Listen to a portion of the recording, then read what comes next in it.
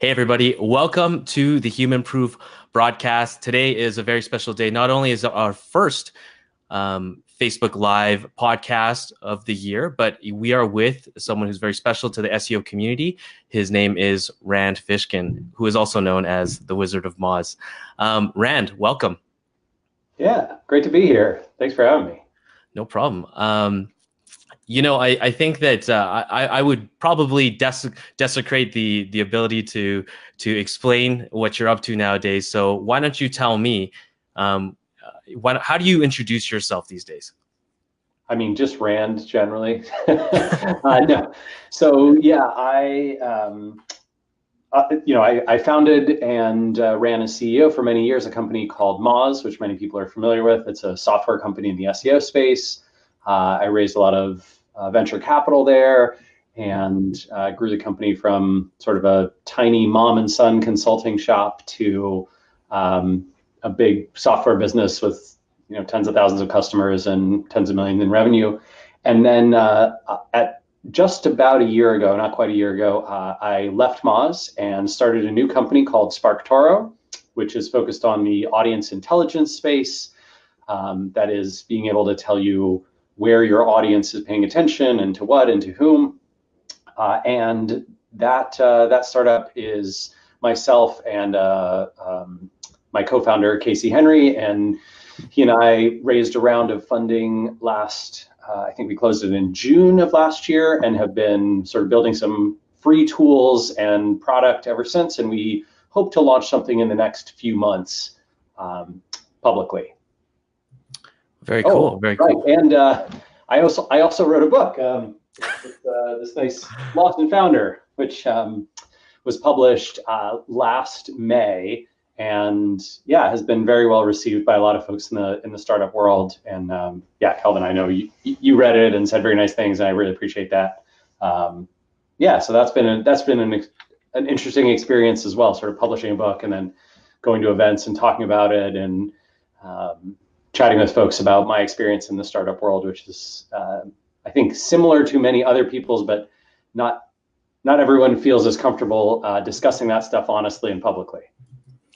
Definitely. I was not going to let you introduce yourself without saying that you're an author either. So I would hopefully reminded you. But why don't we actually dive a little bit into that? So this is not your first book, though, I believe, right? It's well, at least it's your first complete book that you've written yourself. Right. Yeah. So my first solo book, I did contribute to two other books about SEO in the last decade or so. But yes, this is my first solo book. Nice. And this book is about the title says it all. It's Lost and Founder. How long did it take for you to write this book? Let's see. There's sort of two answers to that. I think the broadest is a year, but in fact, about 5 months into 2016, which is when I wrote most of the book,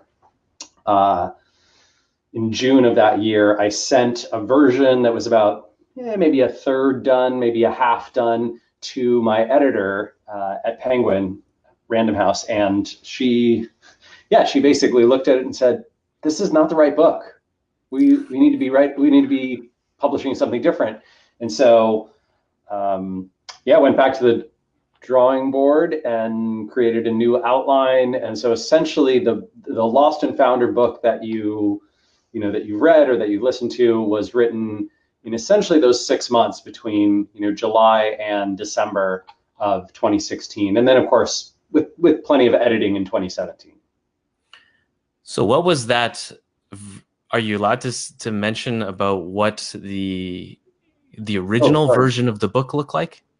Sure. I would say it was much more rigidly time-based and structured, and it was much more autobiographical, sort of like, here's this thing that happened, and here's this other thing that happened, and then we did this, and then we did that, as opposed to being much more lesson-driven, which Lost and Founder is. It's sort of hey, here's a problem that many entrepreneurs and startups encounter. Let me walk you through what we did right and wrong, what a bunch of other people have done right and wrong. Here's some numbers and statistics about what's going on in that space, and here's some advice about either what to do or what not to do. probably a lot more what not to do than what to do. Yeah, there's a lot of transparency in that book, I would say. So thanks for putting that stuff out there, just because I would imagine it would be very difficult to lay all of that out, especially because, I mean, Moz is still a big part of your life nonetheless, I'm assuming. So yeah, I mean, I would say maybe a small part of my life at this point. I am still on the board of directors. I'm actually the chairman of the board.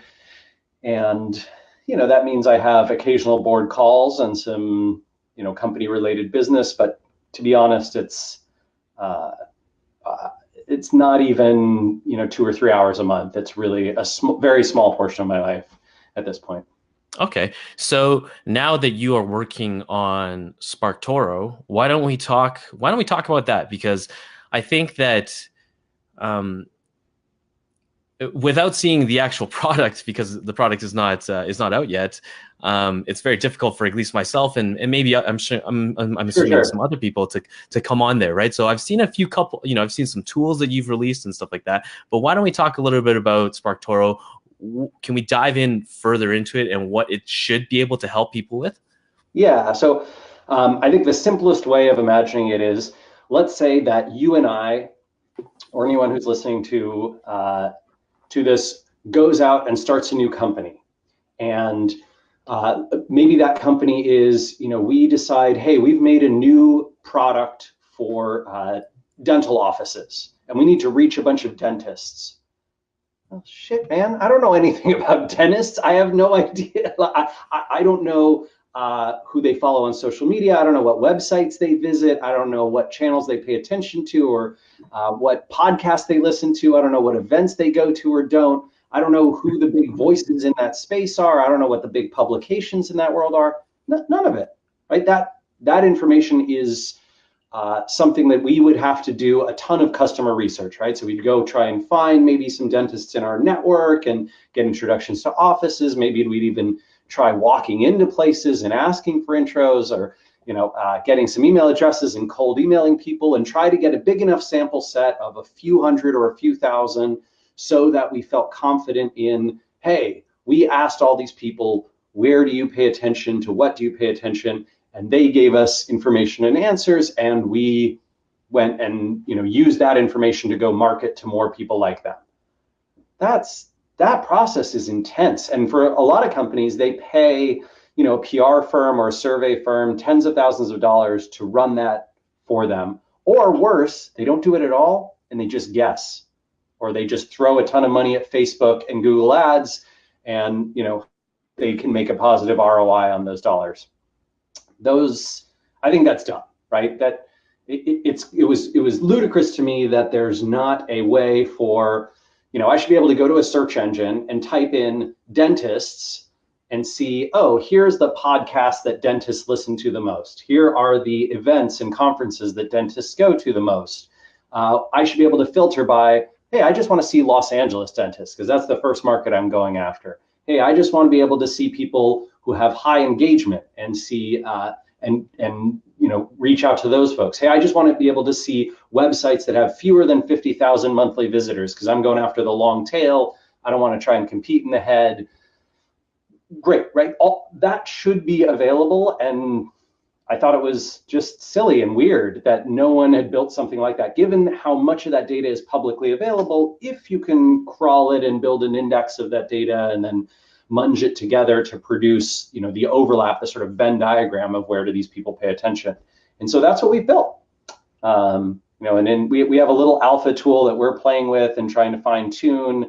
And there's still plenty of kinks to work out, but the theory is sound, right? You can plug in, today I was playing with it and I plugged in astronomers, and my expectation was, oh, astronomers, maybe they pay attention to Neil deGrasse Tyson, right? He's a very big name in the space. He's got that big podcast, Star Talk, right? And nope, turns out if you're an astronomer, you pay attention to this whole different world of things than what people who, like myself, might be casually interested in astronomy pay attention to and listen to.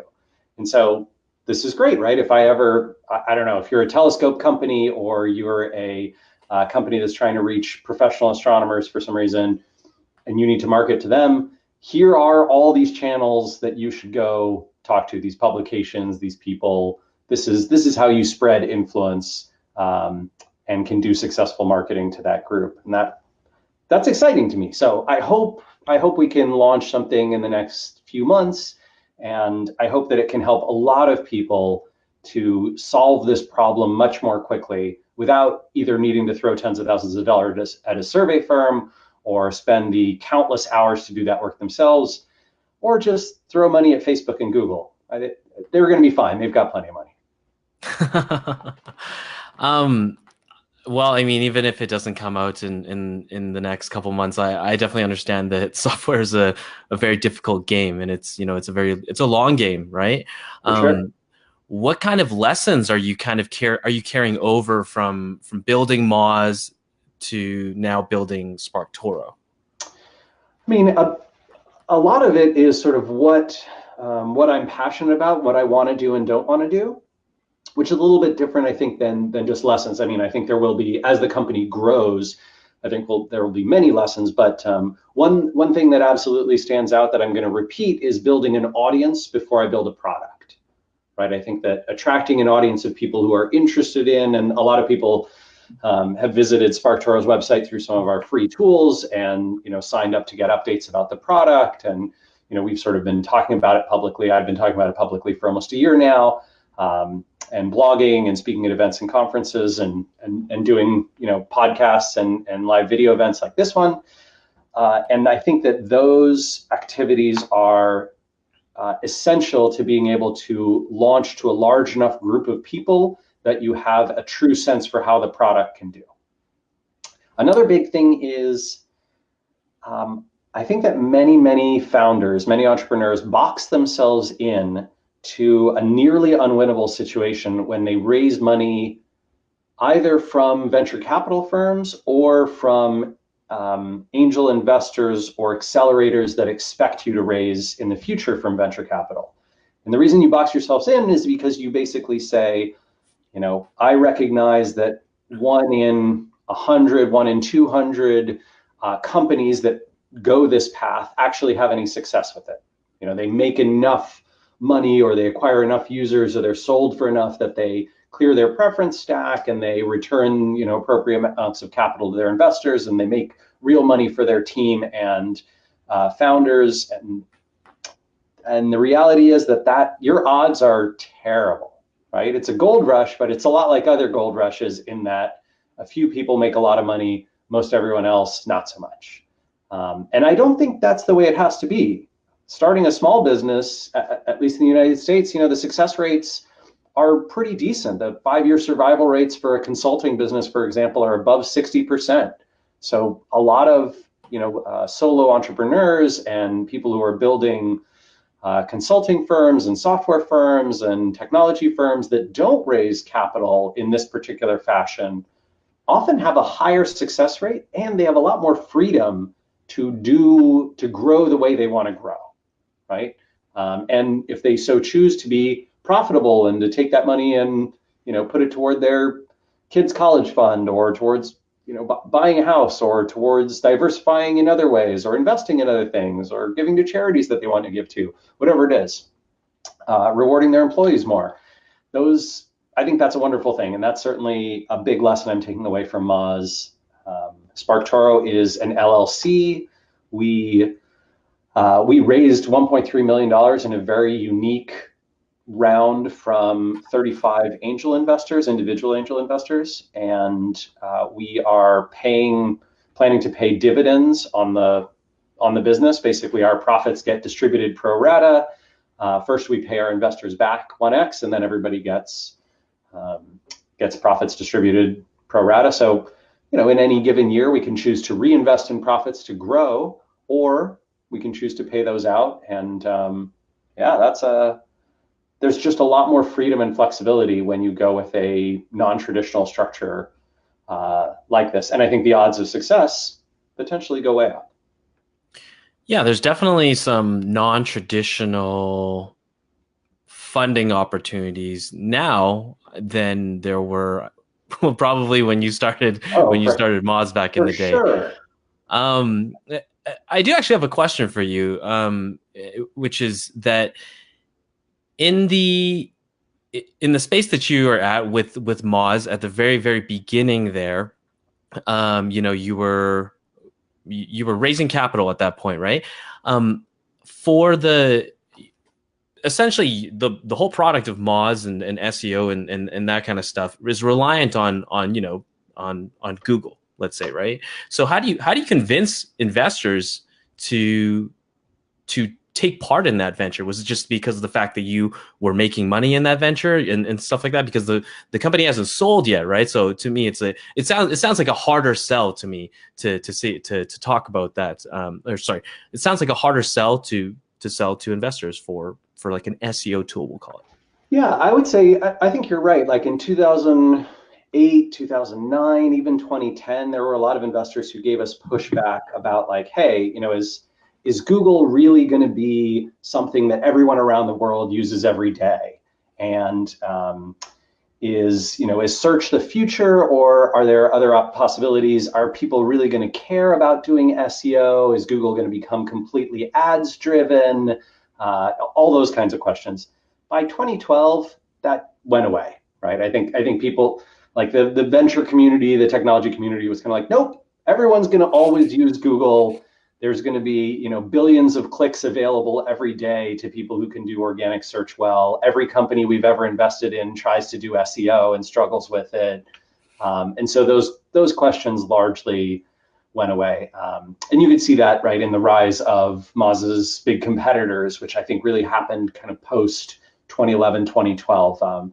SEMrush and Bright Edge and Conductor, which was sold to WeWork, and Ahrefs. Those firms all sort of took off and started showing that the sector had hundreds of millions of dollars of potential revenue, if not a whole lot more. So yeah, I think early on that was definitely a big hurdle. I think a lot of people may or may not know that Moz started off as a blog, if I'm Yeah. correct.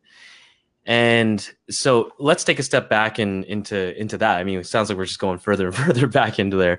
But you know, it's very relevant just because of the fact that our community is filled with SEO affiliates, essentially, right? Who are building content publishing businesses of their own and monetizing it through affiliates or ads and or products themselves. Back in the day, then, when you were a consulting firm with your mother, which is you don't hear that often, obviously. Nope. How did you build the Moz blog? Where did you find the time to do that? Because it sounds like, at least if you haven't read the book, they were not doing well financially. So if you weren't working 24/7, then making money. So there was this pivotal moment in your life where you started blogging about SEO. So take us back into that and how you found the time to do that. Sure.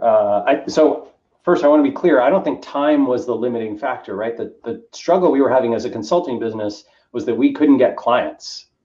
So when you are a consulting business that can't get clients, you don't have a whole lot of work, right? You kind of sit around going, how do we get more clients? How do we get more clients, right? And so I think the blog was a natural way to do some of that. That being said, we were a web design consultancy, right? And so I started this blog kind of in my spare time, like side project, as I was learning SEO, because I was having to do it for some of our web design clients after we stopped being able to afford paying our SEO subcontractors. And yeah, so it basically fell to me. I was learning the practice of SEO, and I found it immensely frustrating. I found the search engines to be incredibly tight-lipped black boxes where no information but a lot of disinformation came out. There were a ton of shady practitioners in the SEO field who were both manipulative and not particularly honest about how they were manipulative and why the manipulations that they did worked and all these kinds of things.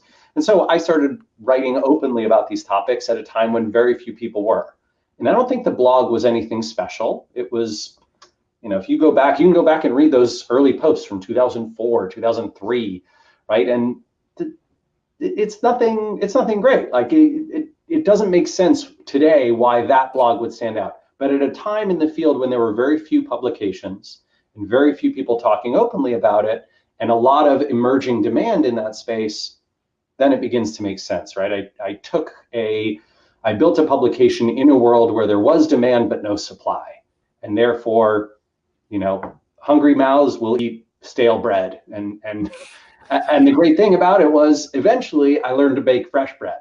So, years into the publication, I got better and better at writing, at figuring out what subjects people were interested in, at being a teacher and an educator, at helping people understand complex concepts and boil them down to simple essentials, and making the field of SEO much more accessible. And that is exactly how Moz succeeded in its early days with that publication. And then over time, of course, that publication attracted a lot of traffic, which then when we produced free tools, that built on top of it. Those people amplified what we built, and they talked about it to all of their networks, and they shared it across their pages, and we earned rankings in Google. So now when you Google all sorts of topics around SEO, Moz comes up very highly, those kinds of things. So in 2019, we are blessed with the ability to, look up the word backlinks, and we'll either come up with Moz or, something like Brian Dean's blog Backlinko, and, other people such as that, who are now specialists in that field, we'll call it. So back then, though, that information wasn't there. There was no Brian Dean, there was no Neil Patel, there was hardly a Rand Fishkin, really, right? So how did you start? Neil started producing stuff when he was, let's see, I think I met him when he was 16 or 17, and he was already writing stuff. Oh, I didn't know that. He was super young publishing stuff in the SEO field. Back then I think he was writing it himself, as opposed to now where it's mostly content people that he's hired who write under his name. But yeah, definitely. I guess so. What I was trying to lead to was that how did you gather up that information? Then were you reading publications from Google themselves? I'm assuming it was a lot of trial and error and stuff like that, because right now people just have these guidelines, here's on-page optimization, this is what you should be doing. But maybe back then it wasn't quite as clear. So I'm just I'm curious as to how you did that yourself, because people aren't doing that anymore, and there's certainly some grit. I certainly hope that whenever someone is publishing a list of guidelines, that they aren't just reading a bunch of other stuff that people have written and thinking about it in their own head and being like, oh, here's what I'll write down, right? I hope that what they're doing is looking at what's worked and what hasn't worked, looking across hundreds or thousands of websites, hopefully at least a few dozen, if they have those in their whatever consulting databases or the software that they're providing or whatever, and looking at the difference between things that are successful and not successful, and what is Google rewarding and not rewarding.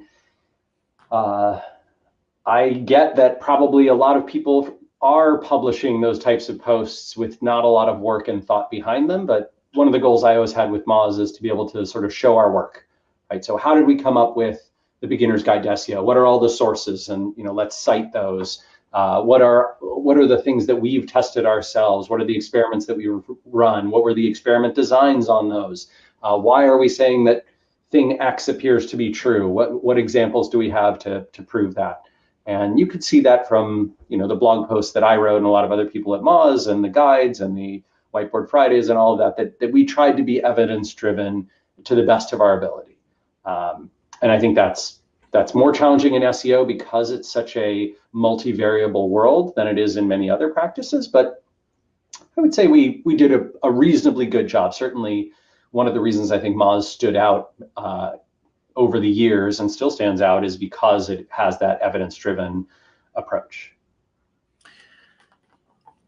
Whiteboard Fridays are great, by the way. I've definitely I think I've watched like 50. I know that's Oh, not as okay. many as other people, but it's always a friendly face when it comes onto the Facebook feed and stuff like that. That is so Whiteboard Fridays and the Beginner's Guide to SEO. Those content assets were probably the beginning of your flywheel. Would you say that? Yeah, the blog was definitely the start of it, and then the Beginner's Guide to SEO and the search ranking factors, those came in, I think, in '05. And Whiteboard Friday started in 2007. Um, yeah, and Moz has continued to add things like webinars, and I think they started a podcast last year. So there's other content formats as well now, but the yeah, that flywheel really got going in those early days.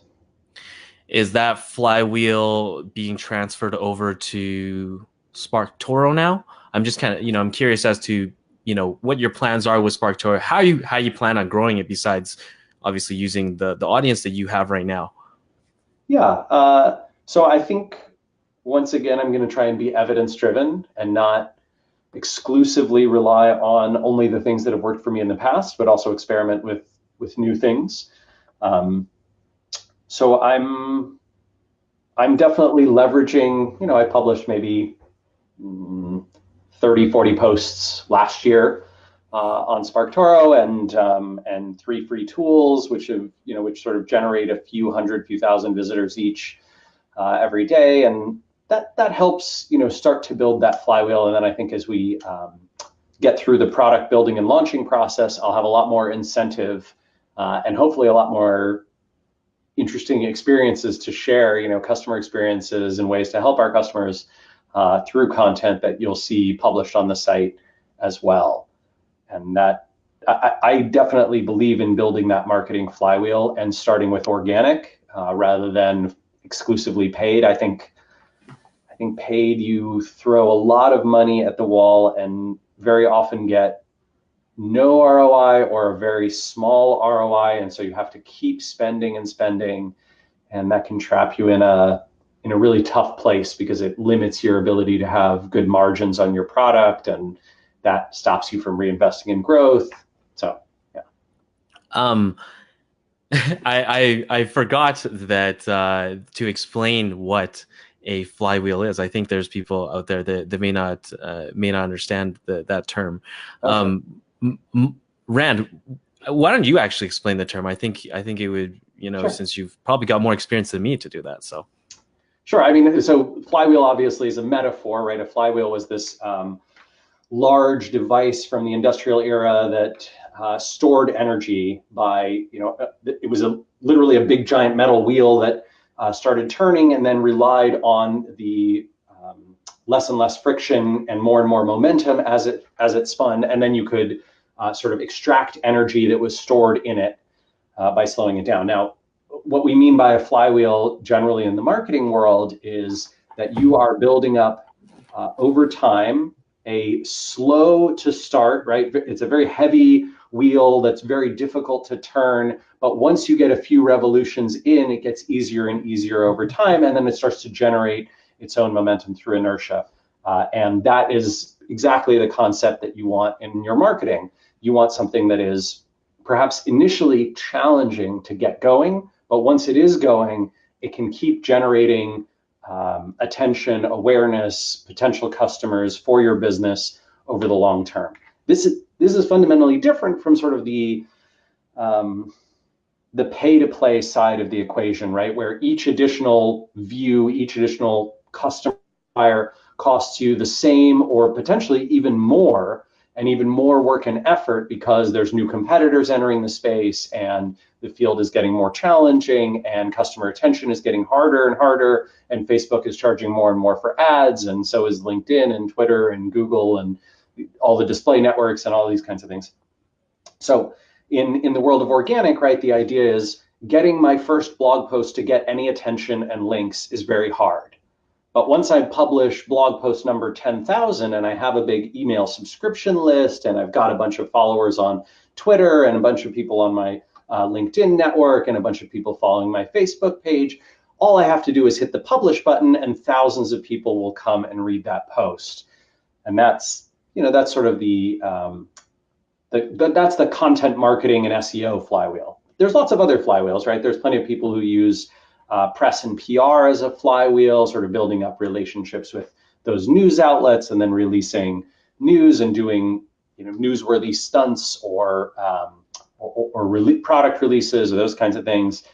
There's plenty of folks who use the events plus sales outreach model, right? They go to events, they set up a booth, or they send their salespeople, they build relationships, they leverage those relationships to have, to turn a cold email into a warm one, and then they turn that, into their CRM system and follow up on those leads and make that their flywheel.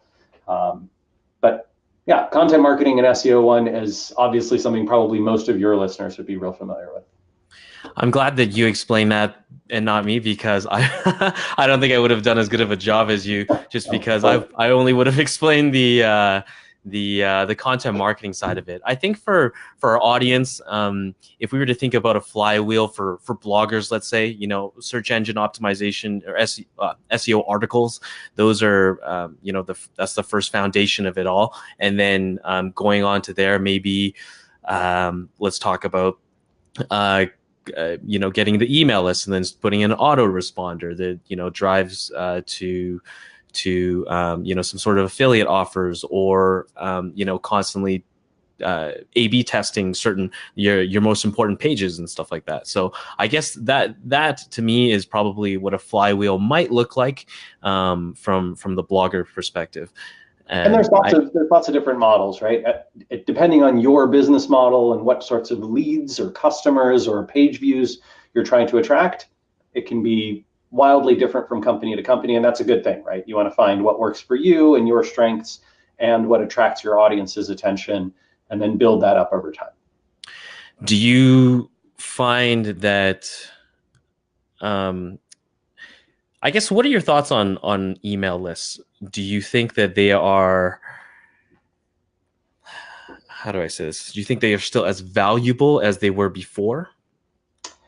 Depends a little bit. I think a lot of the value of an email list dropped significantly when Gmail added their promotions tab.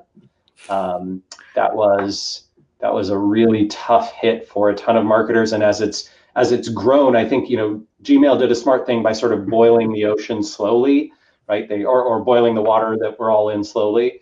So not everyone got the promotions tab initially, and then they rolled it out more and more slowly, and Gmail became more and more popular, and they pushed more and more stuff into the promotions tab over time. I think the only people who don't get pushed into the promotions tab are Google's own products. Oh, imagine that! How handy! Well, how much fun is that to be in the primary tab if only you're a Google affiliated advertiser or promotion sender. But yes, I still believe a great email marketing list is a superpower. You can do dozens of great marketing things with it that are not just sending an email update. You can put those lists into Facebook and Google's retargeting and remarketing systems and run some very potentially powerful and high click-through rate ads. You can use that email list to get intelligence about your audience from companies like Full Contact, which can be incredibly powerful too. You can use that email list to send one-to-one personal emails, right, from a founder or someone at the company reaching out to a select group of people. You can run surveys with that data. You can extract a ton of domain information about it and identity data, and be able to use that in your CRM systems for lead generation, and in your in your customer and audience research. The uses are nearly endless. So I certainly think the two most powerful things, and the two things that I would always focus on, no matter what other channels are contributing, are my website and my email list. Everything else is rented, right? Your iTunes account, iTunes could shut you down at any time. They could change who gets visibility. They could change all the oh no, I'm sorry, your podcast can no longer do X or Y or Z, or you got too many bad ratings, we're pulling you, or whatever it is. Your YouTube channel, the same thing could happen to you. Your Twitter account, your LinkedIn account, your Facebook page, your Pinterest, your Reddit account, all of those can be shut down and taken away from you. But your website and your email list are yours. You own those. You can do a million things with them. That's what I would build the flywheel on fundamentally, is the backbone. There you go. I know that there's people in our audience who don't collect email addresses on their website. So, yeah, even myself. I mean, I have a website that is an affiliate site, and we collect emails, and I'm doing a poor job of of reaching out to them and doing that kind of stuff. But but I still know that I have to collect it. I could be slightly hyperbolic here, but I think someone asked me, would you, for SparkToro, for example, would you take 1,000 more Twitter followers or one email address? I think I'd take one email address. It's not that I don't want 1,000 more Twitter followers. I mean, a lot of those people probably will, if I do a good job, eventually sign up, but Twitter is rented land. The email address of someone who said, yes, I'm interested in the product or service or content that you're offering, oh man, that opt-in is so powerful. And there's so many other channels that you can use to reach those people. Yeah, I would not give that up lightly. Do you think that the ability to upload email addresses into SparkToro would be a thing? Yeah. I think long term, I would love to see us be able to partner with somebody like a Full Contact or other, data intelligence systems around email. There's some personally identifiable information issues that make that challenging, but I really like this idea of, hey, I have an audience that looks like X. Tell me where they pay attention and what they pay attention to, and where I can find hundreds or thousands more just like them. That's a superpower, right? There's actually a really good blog post. I think came out yesterday, I want to say. Super simple tactic, but this idea of, it was from WordStream, right? That you go to your web analytics, right? Your GA or whatnot. You look at your top sources of converting traffic, which websites and pages are sending you the best, highest quality traffic, and then plug them into Google Ads and have Google Ads tell you what are similar sites to those where I could buy ads to send similar visitors. Great, right? Genius. I mean, not genius. It's as simple as marketing comes and fundamental as marketing comes, but it's a phenomenal idea, right? And all of us should be leveraging that. And I would love to see SparkToro be able to do that on the audience intelligence side, right? Because fundamentally what we're trying to do is say, these are the publications and places and voices and accounts that your audience is paying attention to. And so if you want to drive high quality marketing results and high quality traffic that's relevant, this is where you should go do your marketing.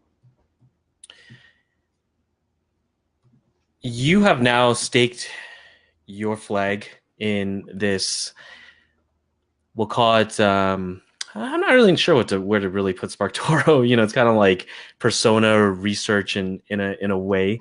Yeah, we've been calling it audience intelligence because I don't think it really has like a better name than that. But yeah, something like that. I'll go with that because that sounds way better than what I just said. Audience intelligence. I'm sure you've been thinking about this project for quite a while. And as you were thinking about SparkToro and your next venture, there were probably some other ideas out there that you were probably thinking about. So I'd like to play maybe a little game of give away a business idea, we'll call it, right? I know that there's a podcast I listen to, and it's my favorite in terms of that part of it. It's the Tropical MBA, by the way. So do you have any business ideas you'd like to give away? Any sign of blue oceans, essentially, that you think people could go into? Yeah, so I am of the opinion that Google Analytics is way too complex and complicated and just has gotten to be ridiculous for 80% of people who have a website. it's just too much and they don't understand it and they no longer pay attention to it. And I think that you could really make a great business out of a $5 or $10 a month add-on, potentially mostly inside WordPress, but maybe it's a totally separate service and it just does a lot of the basics of Google Analytics, and it does it automatically and easily, and you don't have to be a professional marketer with a lot of technical experience and a ton of know-how to be able to use that and improve on it. So I think there's like a simple GA, a version of GA that is in many ways less powerful but simpler, that people would pay for even over the free version. Which sounds crazy, but that's my opinion. Oh, sorry. And it's sort of like as Squarespace and Wix is to WordPress, right? Like WordPress is free, anyone can use it, but it's just a little bit complicated for a lot of folks, and so they use these website builder tools. The second one, I was trying to convince some friends that they should really do this, but they decided not to. So I think that using machine learning and, okay, hang on. Let me simplify this. Have you ever done the thing where you are going to a new city or a new place and you have a bunch of friends there, and so you email them and you say, hey, dude, what should I go see and what should I eat? Right? Anytime you take a trip, you do basically those two things. You might ask, where should I stay? But probably not, because they don't stay at hotels and Airbnbs in their own city. Maybe you'll ask about neighborhood, but you do that every time, right? I think that if you got basically a bunch of people, a few hundred people of various types of groups, right? So different income and demographic groups and psychographic groups and sort of travel style groups, and you collected that information, you could then use machine learning based on crawling public web data about all these businesses to and regions and information to basically have a network that's like, oh, when you visit, I don't know, Rome, or when you visit Tokyo, or when you visit Cape Town, South Africa, or when you visit Wellington, New Zealand, you will like staying in this neighborhood. You will like eating at, these are the top 10 restaurants for you because we know what kinds of things you go to and like and what your friends would recommend. And yeah, I think that there's a real potential to have a stronger recommendation list than just, the standard right now is sort of the Yelp and Google local model, which is just reviews. And it's like, those reviews, they just don't do the job, right? They're not personalized enough. They're not specific to the group enough, to me enough. Not helpful. Those are interesting ideas for sure. With Google Analytics, definitely agree. It can be very complicated. At Human Proof Designs, we have a yearly meeting, so we all get together, and I'm in there as the content manager, and just I'm in Google Analytics, just creating dozens of reports that may or may not get read, that I have to figure out again over and over again, basically, because sometimes they'll change things in Google Analytics. There's a product called Clicky out there, guys. If you don't know that exists, I think it is definitely a little bit simpler than yeah, that's getclicky, right? .com. I can't remember exactly what it is, but we tried it out. I think they have the domain now. I think it's clicky.com. They're like a super simple analytics, almost like Stat Counter. Yeah, so that does exist, but of course, I mean, there's lots of products that exist that are, similar, at least attacking the same problem in a way. And the travel one, that's pretty interesting too. What do you think about voice search? Do you have any thoughts on it? I think that. Do you use it, I guess? I use it only for experimentation. I don't actually enjoy the experience. I much prefer to type. than to speak to my machine. But yes, I've certainly toyed around with it. I think that for very simple and basic commands and as an input device, it could be big. But honestly, I don't think that voice search has a big impact on SEO. I think voice answers have a big impact on SEO. So, it doesn't matter whether you type something in or you type it in here, or I say it to my phone, or I, say it to my computer. If I get a screen of results, that's classic SEO, right? It doesn't matter if the input device is a mouse or a finger or a mouth. But if Google is coming back to me or Alexa is coming back to me with only a single answer, and that answer has to be, 2 sentences at most, maybe 3, I think that fundamentally changes SEO dramatically. That sort of almost eliminates any opportunity for SEO except from the first result. And even then, what's the value of having your content scraped by Google and spoken by, a machine back to a user? Nothing. I think probably nothing. Maybe it cost you a penny to have Google crawl you every month. That wasn't a very worthwhile penny that you spent. So yes, I think there's some concern there. Thankfully, right now, voice search, most of voice search still results in screens of answers. And when it doesn't, those are usually things that wouldn't have resulted in a lot of commerce or transaction anyway. You lose the website visit, which sucks, but not huge. So I'm a bit of a naysayer. I don't think voice search is something that is going to dramatically change the world of SEO. Kind of like how mobile didn't dramatically change the world of SEO. Other than, hey, we need to make mobile friendly and speed optimized websites. Meh. What was the big change? That was kind of it. And I think voice is the same kind of way, right? We have to support this input system. If we want to be the answer that people are giving, that search engines are giving, we need to have a snippet of text that does a good job of solving popular search queries that happen over voice. But very frankly, I would take no voice search answer queries in exchange for being the top result on the screens of results every time. Yeah, I totally agree. I mean, there's, SEO is just part of, it's part of marketing, and in a sense, just marketing is just part of business. So if there's in a way, there's probably less commercial value in voice searches. Plus, I have 2 Google Homes right now that I got for Christmas, and I do not use them because they freak me out. Yeah, I'm with you. We got this, at Amazon, because we're in Seattle, of course, right? And I have lots of friends at Amazon, but a friend of ours brought us over one of the Alexa devices that has the screen and set it up for us, and we were playing with it a little bit. And then after he left, I was like, okay, I love our friend, but I got to unplug this thing and put it in the closet. Like I don't trust this thing at all. I don't want it around. Like it spooks me out. Oh yeah, I mean, I don't even mention my credit card numbers around my computer because I'm so paranoid of stuff like that.